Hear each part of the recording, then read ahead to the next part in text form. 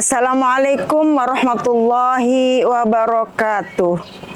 Alhamdulillah nahmaduhu wa nasta'inuhu wa nastaghfiruhu wa na'udzu billahi min syururi anfusina wa min sayyiati a'malina may yahdihillahu fala mudhillalah wa may yudlil fala hadiyalah. Asyhadu an la ilaha illallah wahdahu la syarikalah wa asyhadu anna Muhammadan abduhu wa rasuluh la nabiyya ba'da. Sahabat dakwah bil hikmah, pada kesempatan ini tema kita adalah obat bagi segala macam penyakit. Sebagaimana Rasulullah bersabda, beliau mengatakan ala adullukum ala daikum wa dawaikum. Fa inna daikum adzunub wa dawaikum istighfar. Jadi kata Rasulullah, maukah kalian aku beritahu penyakitmu dan obatnya? Sesungguhnya penyakitmu itu adalah dosa dan obatnya adalah istighfar. Artinya bahwa sumber dari segala macam penyakit itu adalah dosa. Apa itu dosa?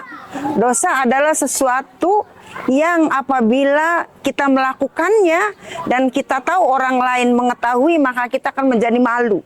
Itu salah satu ya. Salah satu kalau kita merasakan ada sesuatu yang kita menjadi malu pada saat orang lain tahu, maka itu adalah dosa. Nah, dosa ini pasti banyak sekali ya jumlahnya.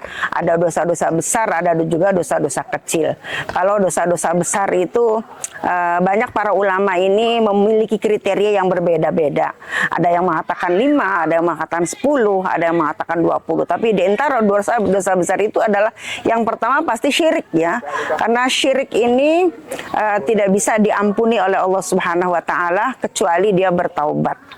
Kemudian yang kedua membunuh, yang ketiga berzina, kemudian mencuri, kemudian termasuk juga ghibah itu juga termasuk perbuatan dosa. Nah, dan masih banyak yang lainnya. Nah, perbuatan-perbuatan ini bisa menimbulkan dosa dan dari dosa ini akan menimbulkan berbagai macam penyakit.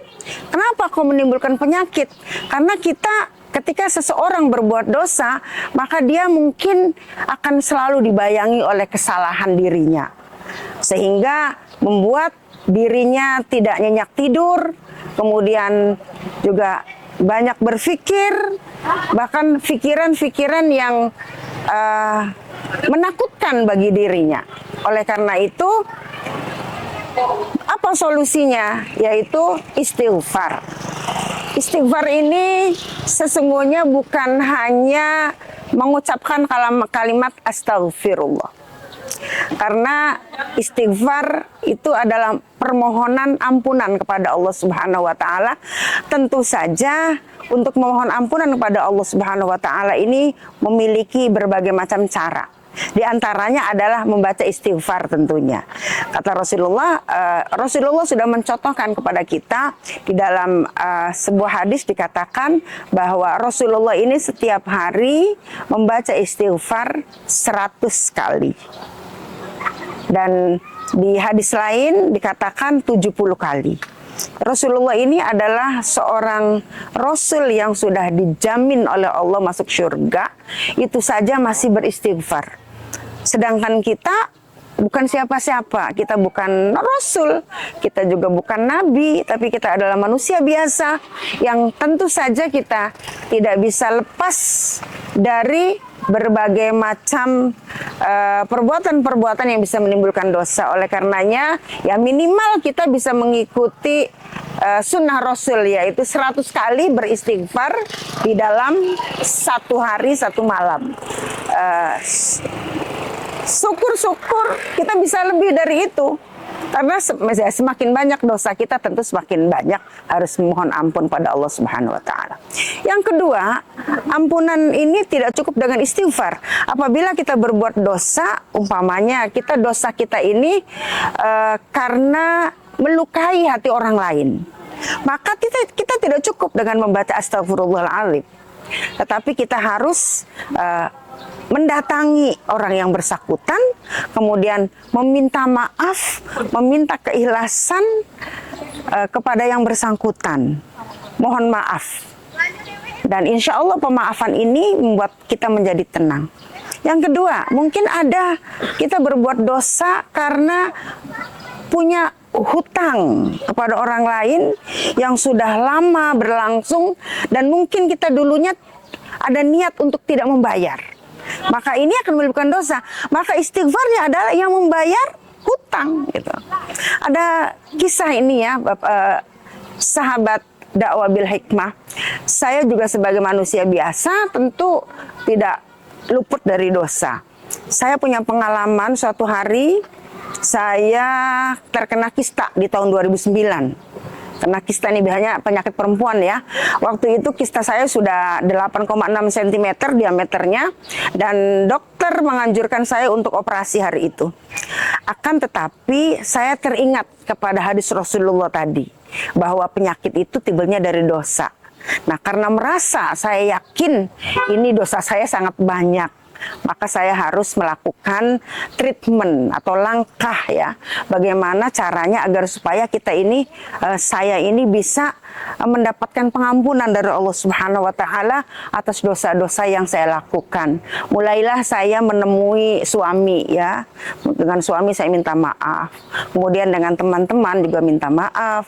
Dengan keluarga juga minta maaf. Di samping kita maaf, tadi pada episode sebelumnya saya sudah sampaikan bahwa bersedekah juga bisa menghapuskan dosa, bisa menjauhkan kita dari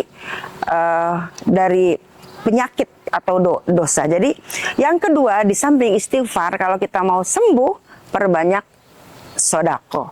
Sebagaimana hadis Nabi, as-shadaqatu tadfa'u sab'ina babab minassu.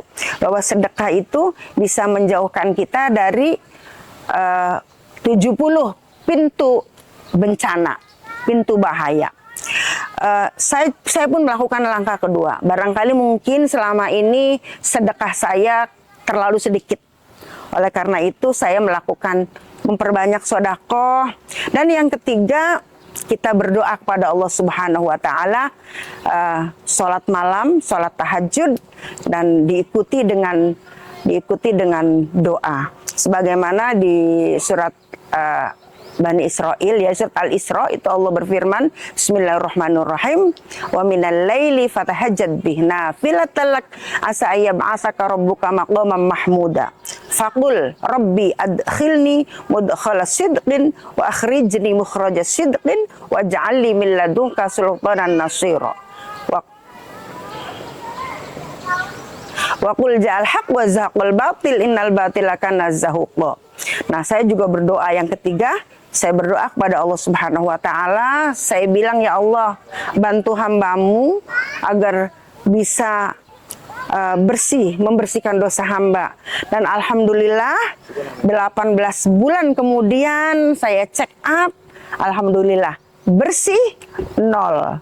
Jadi tidak ada lagi kista, dan ini testimoni ya yang saya rasakan sendiri. Mudah-mudahan pengalaman ini mungkin dibutuhkan oleh sahabat dakwah bil hikmah yang memiliki penyakit untuk kita keluar dari penyakit. Di antaranya sudah disebutkan tadi, mengikuti saran dari Rasulullah Sallallahu Alaihi Wasallam. Demikian, semoga bermanfaat. Saya akhiri, wallahul muwaffiq ila aqwamit thoriq. Assalamualaikum warahmatullahi wabarakatuh.